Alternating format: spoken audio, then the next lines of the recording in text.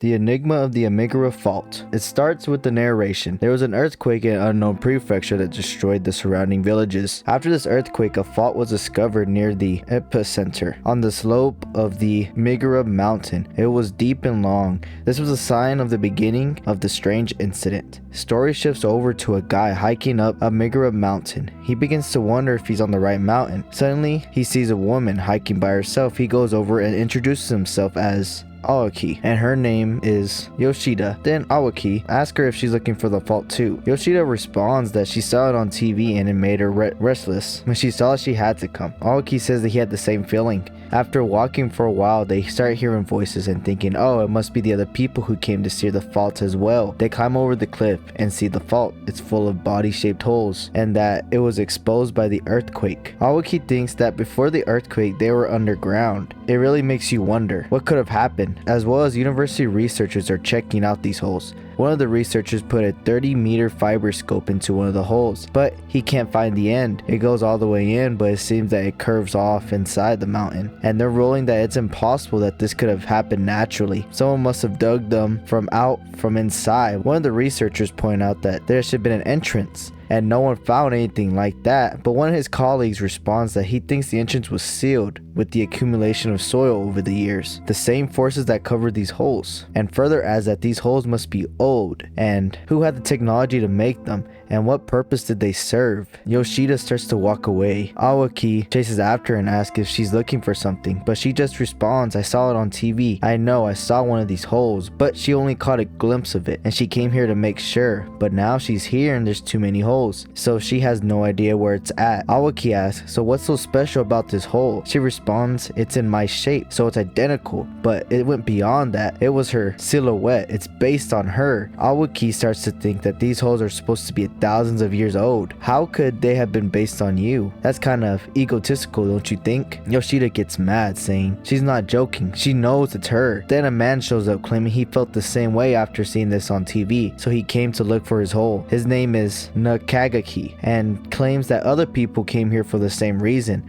They're looking for their holes, but he found his and he points to it. See how perfectly I fit? He begins to take off his clothes, saying, I'll prove this is my hole. He walks towards it and fits in perfectly. Owaki tries to get him to come back. It's dangerous. Then Owaki yells out saying this man went into the hole. After that, a crowd gathered around the hole, but Nakagaki didn't come out after that. The researchers put a fiber scope in there. No traces of him within 30 meters, so he must be further down. After that, they decided to call the rescue squad. It's been 3 hours since his disappearance. They had a 5'2" rescuer try to go into the hole. Then now it's nighttime. The rescuer had to retreat after going in no more than 5 meters into the hole. Owaki is sleeping in his tent, but he has a dream where that he is Nakagaki and is trapped in the darkness, hundreds of meters into the hole. He starts to panic.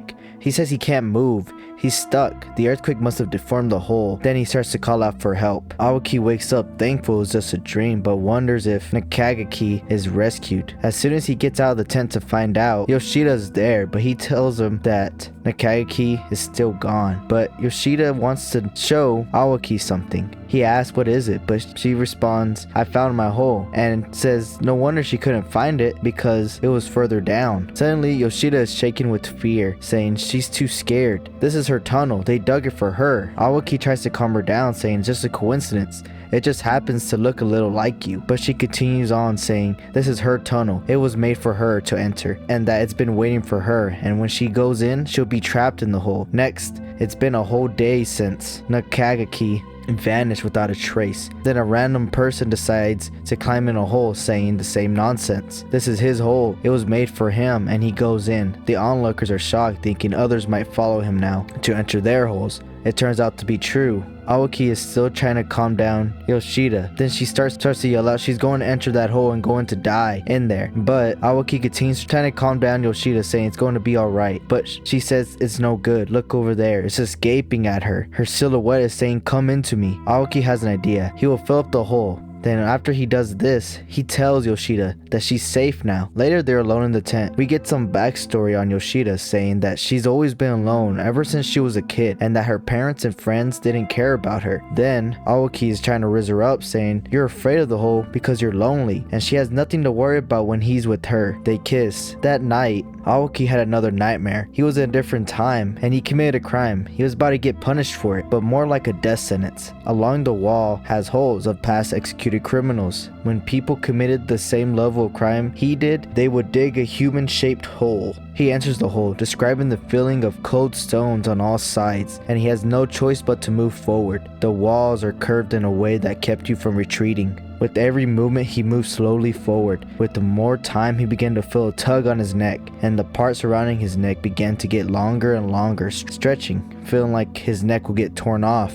Not just his neck, but his whole body starts stretching in different directions. He calls out for help. Owaki wakes up from this nightmare, but he notices Yoshida is gone. He leaves the tent and goes looking for her in the dark. He comes across her hole. Yoshida took out all the rocks. Owaki looks inside the hole and calls out for her. While he's sad thinking about his life, his flashlight falls. When it lands, the light is pointing to his body-shaped hole. Then he goes into a trance, saying this is his hole, and enters it. Months later, they come across the faults that are on the other side of the mountain. They're thinking that these are made by the earthquake as well, but the holes are smaller and not human-shaped, or really not any form. They wonder if these are connected to the ones on the other side. So one of the rescuers decided to take a look. He is in complete shock, saying he sees something. It's slowly coming in his direction.